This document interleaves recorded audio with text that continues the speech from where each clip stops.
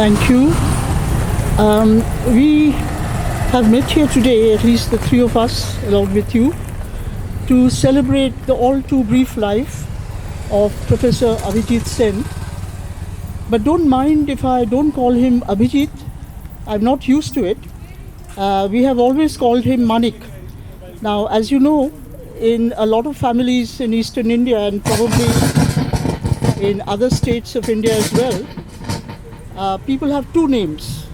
One is a kind of official name that is registered at your birth, and the other is a shorter name usually by which your family and your friends call you. So Abhijit was always known as Manik, and that's how we called him. We didn't call him Abhijit. And he shares this name, nickname Manik, with Satyajit Ray. But nobody called Satyajit Ray Satyajit Da. They always called him Manik Da, those who knew him, his friends and acquaintances. So I first met Manik 50 years ago, in 1972, in Cambridge. Yeah, is this better? Can you hear me now? I first met Manik 50 years ago in 1972 when he had just started doing his PhD at Cambridge, and I was 5 years his senior, so I had just finished. Our stay overlapped for only 1 year. During that 1 year, Utsa Patnaik, my husband, was Manik's PhD supervisor. But then when he returned to India to join CESP, he started to be supervised by Susie Payne, a good friend of ours. So at that time in 1972, he was a very young 22-year-old.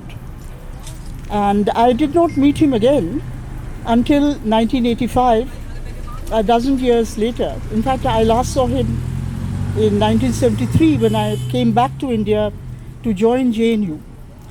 And I didn't meet him again until 1985 when he himself joined the center. And how he joined the center here is quite interesting. He had finished his PhD, he came back to India, and he was in Kolkata. He was sitting around in Professor Amyo Bagchi's office when Prabhat, who happened to have gone to Kolkata for a lecture, walked in and said, "Hey, what are you doing here? I thought you were still in Britain." So he said, No, I've come back, I'm looking for a job.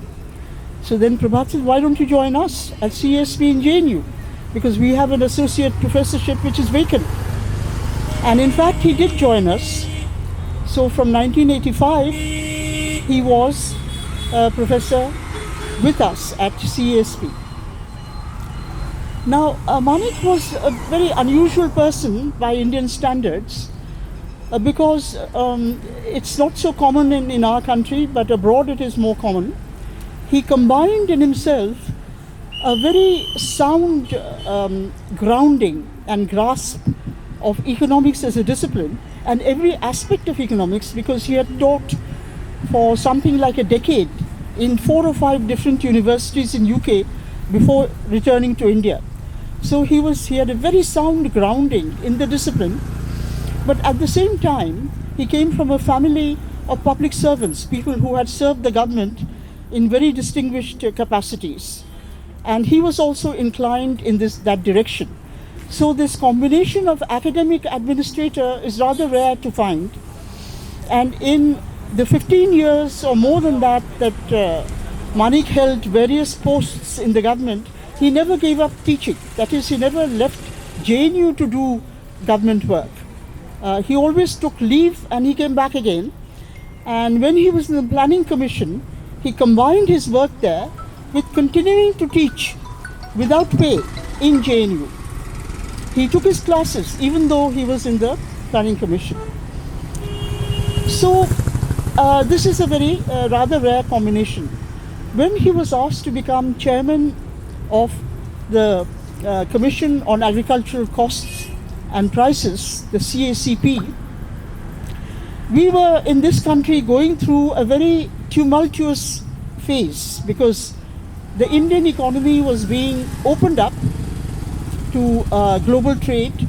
The so-called neoliberal process of reversing the Nehruvian strategy of directed economic development had already gone quite far, and targeting in the public distribution system had been introduced. Now, before that, there was no targeting. There was no above poverty line, below poverty line. Everybody had a ration card.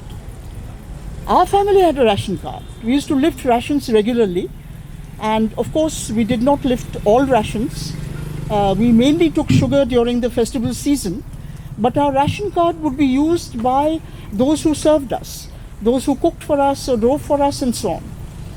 So that way, the poor got the benefit even of well-to-do people's ration cards under the universal system. And there was also a check on cheating within the rationing system.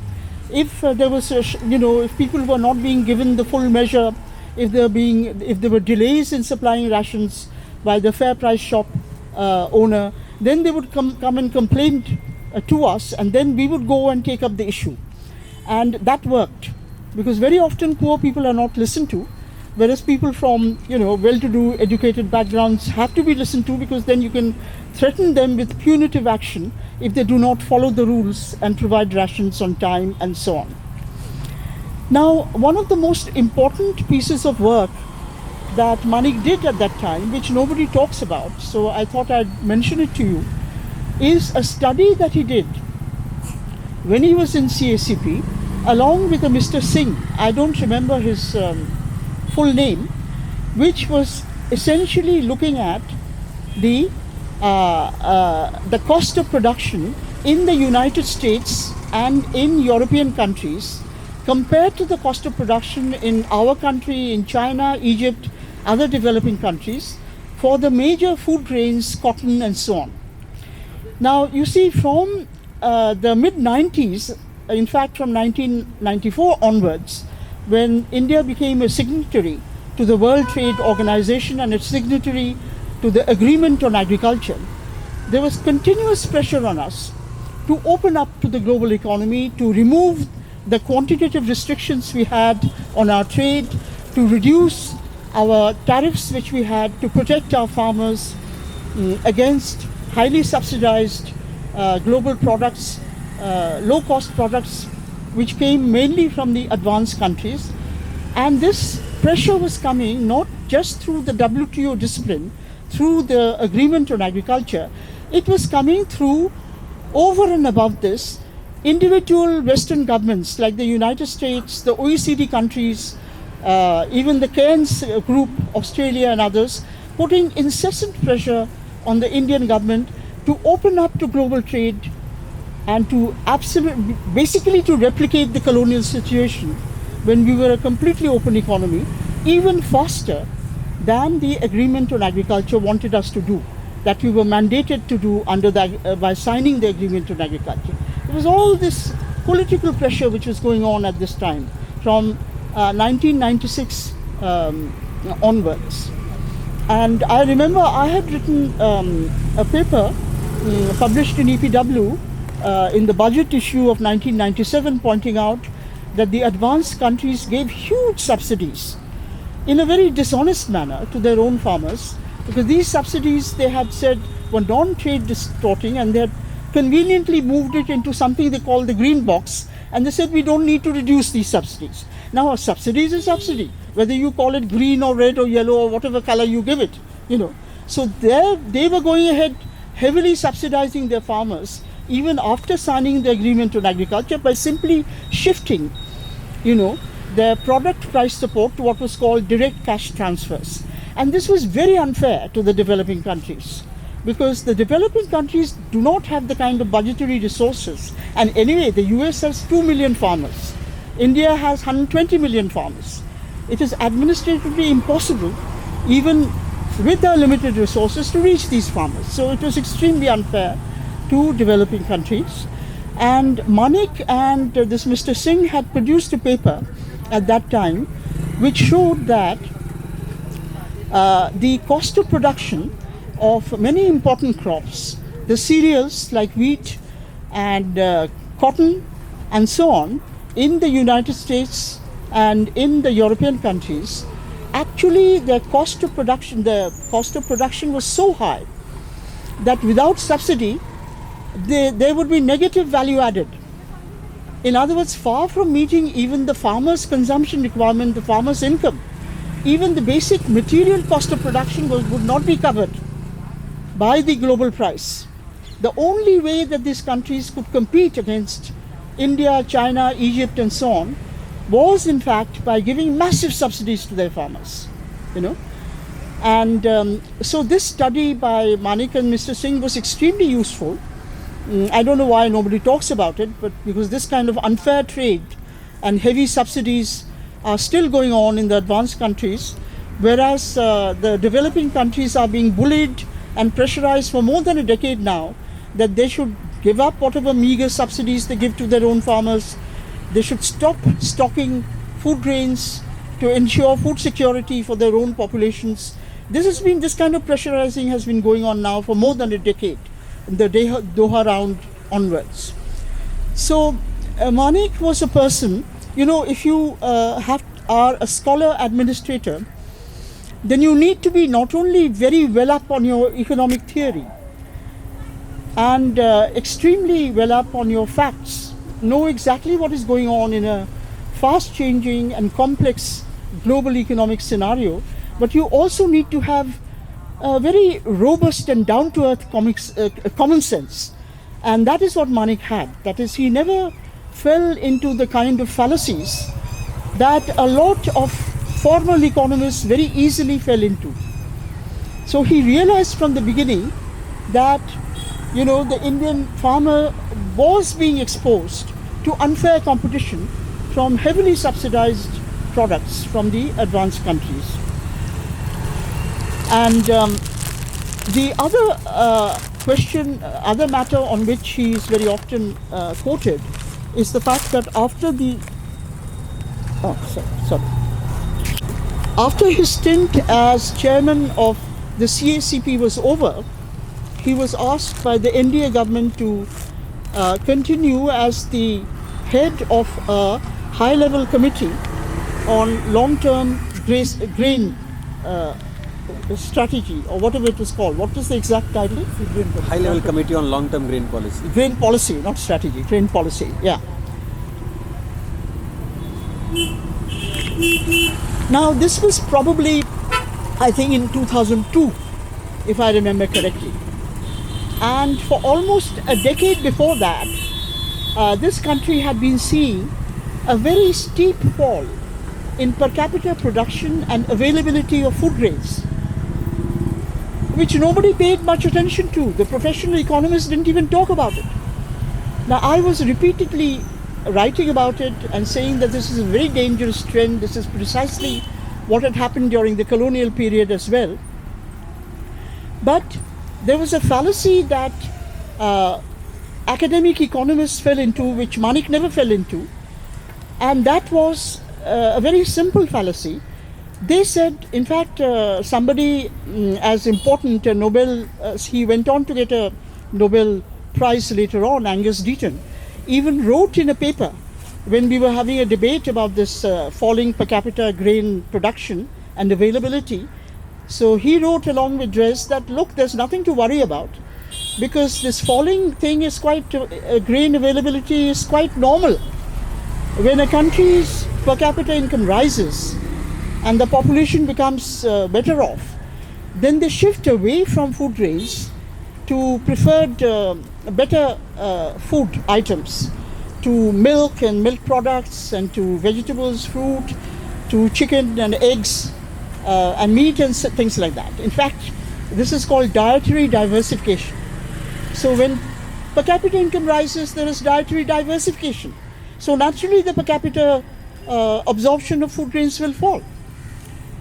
Now this was a very major fallacy. Why is it a fallacy? It sounds very reasonable on the face of it, because they actually gave figures to say that, look, the United States per capita grain consumption is only around 110 kilograms, and India's is much more than that, is 156 kilograms. So as Indian per capita income rises, naturally the Indian grain consumption will fall. Completely wrong, because grain consumption is not just what you have as rice, boiled rice and roti and so on. A lot of grain goes as feed animal feed for producing animal products. In fact, so-called food grains are misnamed because the grains are both food grains and animal feed grains. So at a time when India had a per capita availability in 2011 of around 150 kilograms, the United States it is true that it was only consuming around 106 kilograms directly, but it was consuming 500 kilograms per capita per annum, because 400 kilograms was going as animal feed. They were producing on average 100 kilograms per capita annually. The per capita consumption of all the animal products, eggs, milk, fish, meat, etc., if you add it up, was 40 times the per capita consumption in India. And India's per capita consumption in 2011 was only around 160 kilograms of grain for both direct use and for feed. The United States was 600 kilograms. No, what did I say earlier? 500, not 600, 500 kilograms. And the European countries had about the same level. So this is a very simple fallacy, which leading economists, Nobel laureates even fell into, because they did not bother to look at the Food and Agriculture Organization data, which has been there for 25 years and people have been writing about it. So it's not enough just to be clever. You have to know what is happening in the world and what the data show. And this is another great virtue that Manik had, that he didn't leave data analysis to research assistants. He loved working with data directly. He was on hands. So he would look at the primary data source and he knew exactly what was going on. And he knew that this fall in per capita availability was extremely dangerous in a country which was already poor. The other data that he looked at very intensively was the NSS National Sample Survey consumer expenditure data, which gives you the per capita consumption of the individual items of food. It also translates that into energy intake, protein intake, fat intake per capita. So he was extremely familiar with all that data. And I remember at a time when I had not started actually looking at these data in detail, he would tell me that energy deprivation, that is calorie deprivation, is very high in India. Even though income poverty as calculated may show a low level, but actually the energy deprivation is extremely high. So he was very aware of that. And that is why he considered a public distribution system to be extremely important. Not everybody who becomes chairman of a committee on agricultural costs and prices is necessarily committed to a universal public distribution system. But he was committed to a public distribution system and to a universal system that is doing away with targeting completely and going back to the earlier universal system, because he knew from his own analysis of the consumption expenditure data that as late as 2004-5, which round of the NSS, I forget, 60-something round, 61st round of the NSS, as late as that, 75% of the calorie intake per day on average for the Indian population, rural population, came from cereals alone. Not even food grains. Food grains are cereals plus pulses, rice, wheat plus dals and so on. But even if you leave out the dals and you look at cereals alone, as high as 75% of the average energy intake came from just the cereals. And more than 75% of the average protein intake of the rural Indian came from the cereals alone. So unless you, and this is very typical of a poor population, because poor populations are so poor that they can only go in for cheap sources of calorie and protein. They can't afford expensive sources of protein, not even milk. They produce the milk, but they have to sell it because they're too poor to have their families consume the milk they themselves produce. Okay, so Manik knew very well that in order to ensure a minimum level of energy intake and protein intake for the average Indian, you had to make food grains available at an affordable cost, because only that, and at a subsidized price to them. Because I'm not just talking about the average. If you look at the bottom 80% of the population, both rural and urban, the share of their intake of protein and calorie that they got from cereals alone was more than 75%, and for the poorest it goes about 90%. So only if you make the basic staple foods affordable for them, that they can afford to eat enough of the basic staple foods, it would free up some of their limited purchasing power for devoting to the foods that they prefer, like buying enough milk for their children, buying, instead of 2 eggs a year, perhaps buying 12, you know. So from a very, very low level of consumption, to pull them up, you had to ensure affordable food for them from a public distribution system. That is number one. And secondly, experience had already shown from 1997, when Manik became CSCP chairperson, up to 2002, there had been a steep decline in offtake of food grains from the ration shops. Because in 1997, targeting was introduced, this whole misconceived division of the population into below poverty line, above poverty line, BPL card, APL card. Only BPL card holders would be given food at really genuinely subsidized prices. The others were left out. Now this was started from 1997, and the immediate impact of this is that the offtake from the public distribution system fell drastically. Millions of people who were extremely poor were simply shunted out from the PDS. And targeting is impossible to implement, because how do you on the ground identify who is a genuine beneficiary and who is not? It is completely impossible. Only a universal PDS like we had before 1997 will work, because the people who are well-to-do will automatically target themselves out from the ration shops.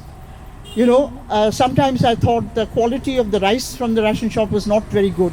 So I would go to the open market. I could afford to buy from the open market.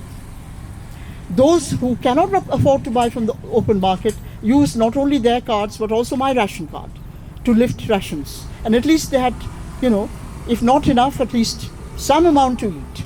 And all that really was reversed with targeting.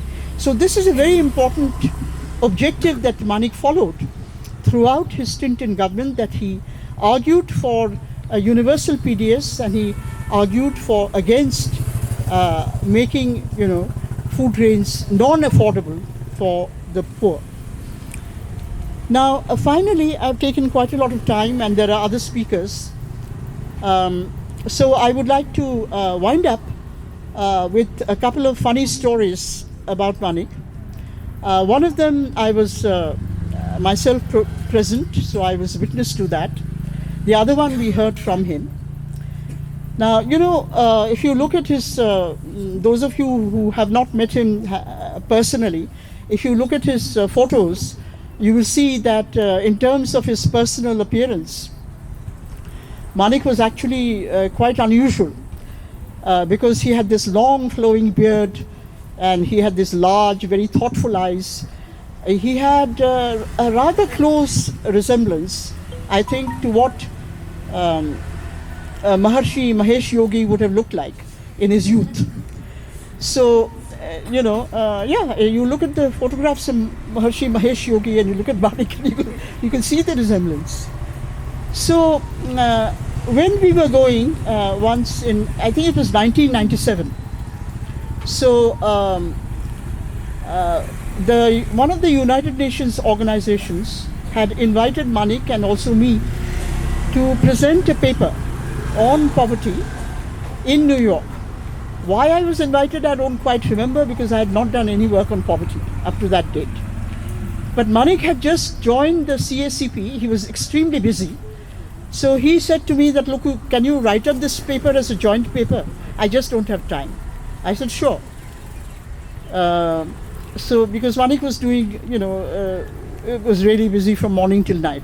So he sent me all his files by email, They had names like POVman 1, POVman 2. There were half a dozen files. POVman for Poverty Manik, POVman 1, POVman 2, and so on. So he sent me all these files, and I wrote up the paper. And then we traveled together to New York, and we must have been given quite a, not a economy class, but a higher ranking class on the plane, because we reached early and we had the right of lounge access. So we went to the airport lounge to spend the time before we had to board the flight. And very soon there was a commotion outside, and we saw the entire Indian cricket team trooping in. They were on their way to Toronto to play an international match. I don't remember who the captain was of that cricket team in 1997. Anyway, we were sitting at a sofa, and Saurav Ganguly came in, and he sat on the sofa opposite to us. And he kept staring at Manik, not at me. He was staring all the time at Manik. So finally, he got up and he came to the sofa, which was at right angles to Manik, and he said, excuse me, my name is such and such. Have I met you somewhere before? So Manik said, no, I don't think so. My name is such and such. So when he said his name, Abhijit Sen, Saurav Ganguly lapsed into Bangla and started talking, na Moshai, apnake ami kothao dekhichi, I've seen you somewhere. So he was insisting he had seen Manik. And Manik insisted that he had never met Saurav Ganguly in his life. So this was the thing, many people thought they had seen him because they had seen pictures of a yogi who looked like him. And anyway, so that is quite amusing. Did you know this story? You did? No, you didn't. Anyway, so years afterwards, we heard this story from Manik himself. He was returning again from a foreign trip. He was alone this time. And when he landed at Indira Gandhi Airport, he was coming out of customs when a customs officer approached him. So he said mentally, Marge, he's going to ask me to open my suitcase and show what I have, And maybe he had an extra bottle of liquor, who knows. So he was feeling quite, guilty. But this man, when he was near him, suddenly prostrated himself on the ground. In fact, he went into what is called, in Sanskrit, a Shashtanga Pranam. That is all 6 parts of his body. His legs, his torso, his arms were stretched out in front of him, his head touching the ground. He did a Shashtanga Pranam in front of Manik. So Manik was totally taken aback. Now, why is this customs officer doing Pranam to me, and not just a normal Pranam, but the sort of thing you do to a guru? And that is precisely what he thought. He thought Manik was a very important spiritual guru, and that is why he was prostrating himself.